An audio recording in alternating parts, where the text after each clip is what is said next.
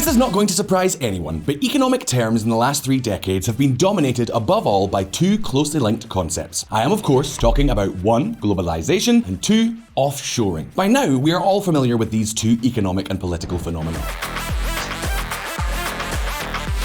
On the one hand, over the last 40 to 50 years, the world's borders have become blurred. Suddenly, goods, capital, and people started to travel frantically around the world. Restrictions became fewer and fewer. On the other hand, large multinationals moved much of their production, usually the less complex processes, to countries with cheaper labor and more relaxed regulations. Now, through a huge, endless, and highly complex logistics chain, the products that reach the market, for example, a smartphone, are usually made with parts, components, and technologies from a lot of different countries.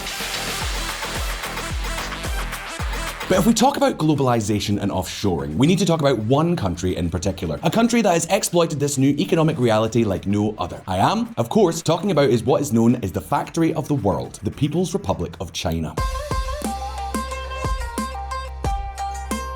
And there is no shortage of reasons for this. Nearly 30% of the entire industrial production of planet Earth happens in this country. China has become a gigantic economic and industrial powerhouse thanks to this economic system. For years and years, the world's multinationals have been setting up shop in the Asian giant, both to produce and to try to gain a foothold in its huge market of nearly 1.4 billion potential customers. However, stop just a moment, because this process is now slowing down. Trade tensions between China and the United States have been growing steadily in recent years, with Trump's arrival in the White House marking a clear turning point.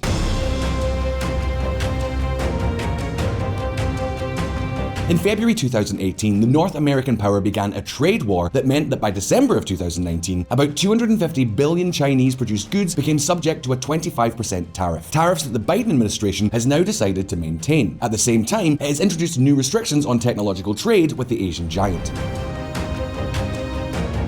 Things are going from bad to worse. The images of Xi Jinping's close ties with Vladimir Putin and the constant threats about Taiwan have been something like the straw that has broken the camel's back. Tensions in Taiwan force multinationals to rethink China risk. So, VisualPolitik viewers, it's true that globalization brought down border walls, but now they're re-emerging. And we're not just talking about China either. Thanks to the globalized economy, countries such as South Korea and Taiwan, among many others, have also become absolutely key suppliers for the West. In the case of Taiwan, for example, we are talking about an island where the most advanced semiconductors in the world are produced. Chips that are absolutely necessary for the technological and military companies of the United States, from Apple to Lockheed Martin. Because if you didn't know already, Taiwan, or rather the Taiwanese chip industry, plays an important role in the production of equipment such as the F-35. But then, what would happen if, for example, one day Beijing decided to blockade Taiwan? What if China finally decided to invade the island? What would happen to those supply chains? And furthermore, if something like this happens, or simply tensions between China and the United States continue to grow, how would multinationals react? What about the geopolitical risk, or more basically, the reputational risk, should they leave China? A lot of thinking is going on about the possible alternatives, down to what shall we do in case there is a war? Should we close our operations in China? How can we maintain our business and overcome possible blockades? Jörg Wicki, director of the EU Chamber of Commerce in China. Clearly, the Russian invasion of Ukraine has changed everything. It has been, so to speak, a ticking time bomb. What was once considered unthinkable is now perceived as possible and even probable.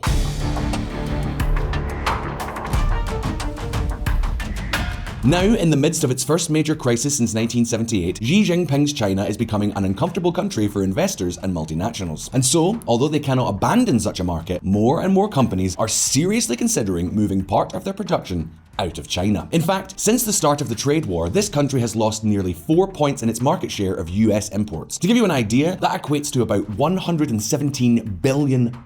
And not only that, in contrast to traditional offshoring, another concept is now in vogue: nearshoring. That is offshoring close to home, preferably to neighboring countries. The problem? The problem is precisely the lack of viable alternatives. However, for US companies, there is one country with a large labor force, relatively low wages, even below China, and a full guarantee for supplies. Do you know which country I am talking about? Of course, it's the title of this video. I'm talking about Mexico.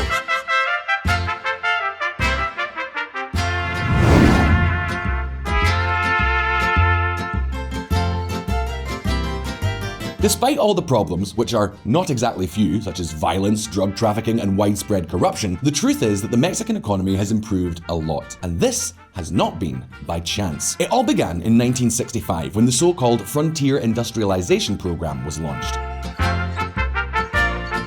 This plan allowed foreign export-orientated companies to set up Mexican industrial parks and operate them with certain benefits, such as not having to pay tariffs for the importation of supplies. They were the so-called maquiladoras, the embryo of the very powerful industrial fabric that we find today in Mexico. It was there, for example, that Mexico's commitment to the automobile industry was born, which today generates more than 2 million jobs, which is no small matter. In fact, today the automotive industry's trade surplus is greater than the surplus that Mexico obtains from oil trade, tourism, and remittances. But beyond the 1965 plan, we find two other key moments, the two great turning points of the Mexican economy, which, moreover, were almost consecutive.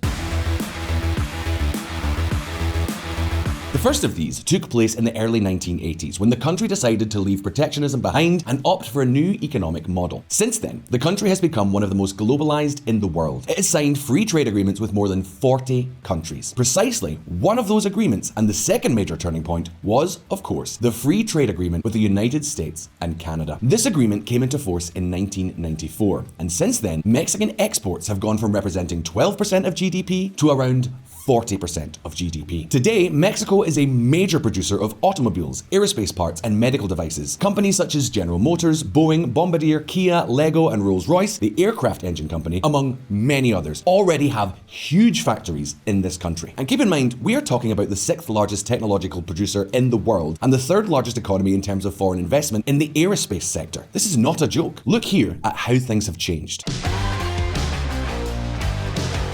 Of course, the connection with the US economy is the big player in this whole story. To give you an idea, bilateral trade between the United States and Mexico has grown at an average annual rate of more than 8% over the past 28 years. And take note, because far from slowing down, this dynamic seems to be gaining more and more speed. By 2022, Mexican exports north of the border are now estimated to have grown by close to 20%. Yes, the US often talks about the southern border as a big problem. However, its most important feature is always forgotten. Every minute, $1 million worth of commercial products crosses this border in one direction or another. Let me stress that this is every single minute. We are talking about almost $1.5 billion every single day. It's crazy.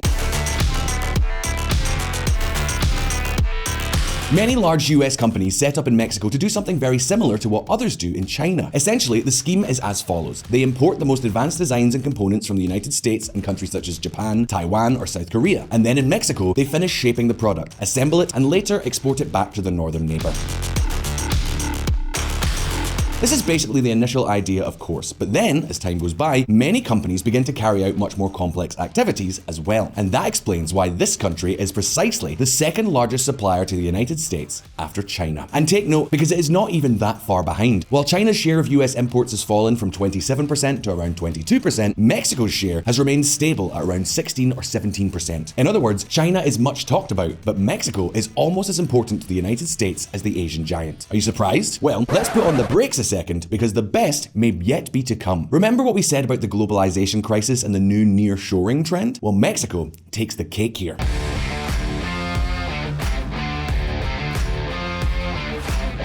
For US industry, this country has many advantages. For example, it is a huge source of relatively young and well-trained workforce. It has easy road and rail connections, privileged trade access, and, to top it all off, average labor costs are already lower than in China itself. Yes, you heard me correctly. Take a look at this.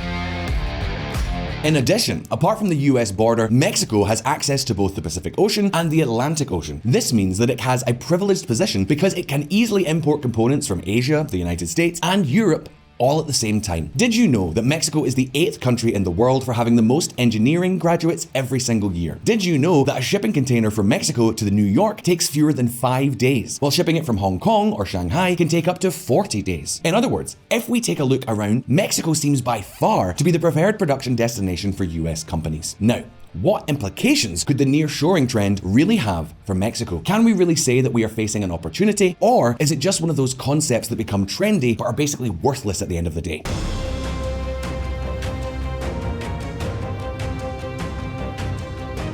Well, Here's a fact for you. In 2021, US investors already put more money into Mexico than into China. Furthermore, according to the Bank of America estimates, if Mexico commits to this process, its exports could grow by 30% over the next few years. We are talking about more than $150 billion of new exports every single year. Of course, that would mean millions of jobs and a lot of wealth, which are now within reach. Xi Jinping has created a huge gap that Mexico can now take advantage of. Let's just take a moment here, because unfortunately, not everything is so rosy. Mexico appears to be on the verge of a new golden era. If things go well, we could even talk about the Mexican decade. Right now, the economy of this country could easily grow above 5 or even 6% every single year. However, it is also possible that the opportunity may end up being lost or not taken full advantage of. And do you know what? Pay attention, because that's exactly what could happen. Check this out.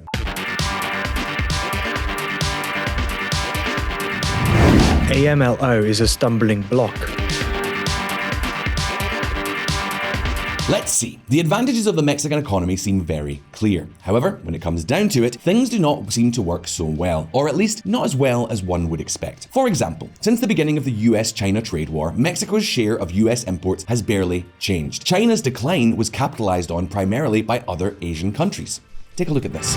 Most of the gains have gone to ASEAN, India, and Korea. At least for now, US import penetration data do not support the view that Mexico has been a net beneficiary of nearshoring. UBS report. And not only that, since 2015, investment in fixed capital, that is machines, factories, buildings, offices, establishment, etc., stopped increasing, and to top it all off, since 2019, it's actually fallen. To make matters worse, Mexico's economy in recent years has been one of the least dynamic in Latin America. So, let's say it very clearly. This is a great political failure. The biggest impediment for Mexico in developing its full potential as an alternative to China may be Mexico itself. For example, the president is hostile to foreign investment. In fact, one of his first decisions was to close Pro-Mexico, a government agency dedicated to promoting investment in the country. He did not reform it or give it new obligations to meet. No, he just closed it. Then, the infrastructure has huge deficiencies, but still, the government looks the other way and has devoted much of the public investment to projects such dubious profitability as the main train, a kind of tourist train. And of course, headlines like these don't help at all. 12th of June 2022, Mexico takes aim at private companies, threatening decades of economic growth. 14th of January 2023, Mexico's turn to autocracy should worry the US. But do you want a concrete example? Well, take a look at this.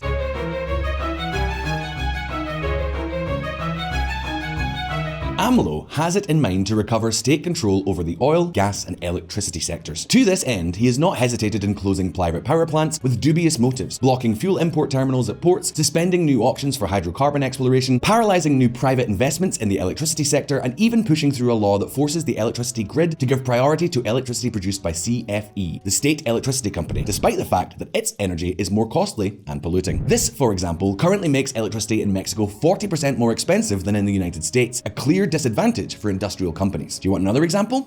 Well, take a look at this.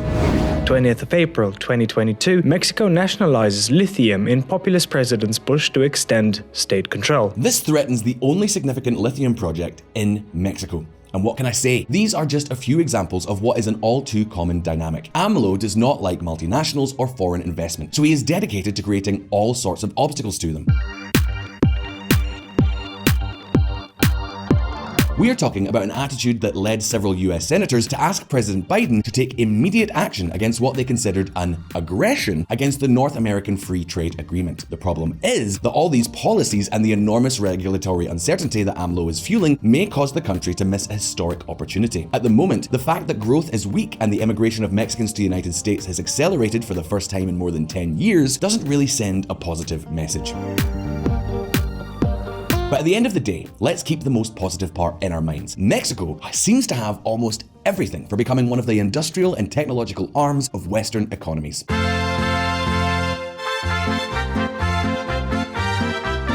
Today, the industrial parks in the north of the country are full, and more companies are wondering if their next investments should not be directed precisely to the land of tequila, tacos, mariachis, and to the eternal summer. If Mexico plays its card right, reduces uncertainty, improves its infrastructure, and favors foreign investment, the next decade could see the world's largest Hispanic country as a major clear. But now that we've reached this point, it's over to all of you. Do you think that Mexico will take advantage of this opportunity? Will this be the Mexican decade? What do you think the Mexican government needs to do to boost this process? Leave us your answers in the comments below and let's start a respectful debate. And if you found this video interesting, don't forget to like and subscribe to all of us here at VisualPolitik if you haven't already done so. All the best, and thanks very much for watching.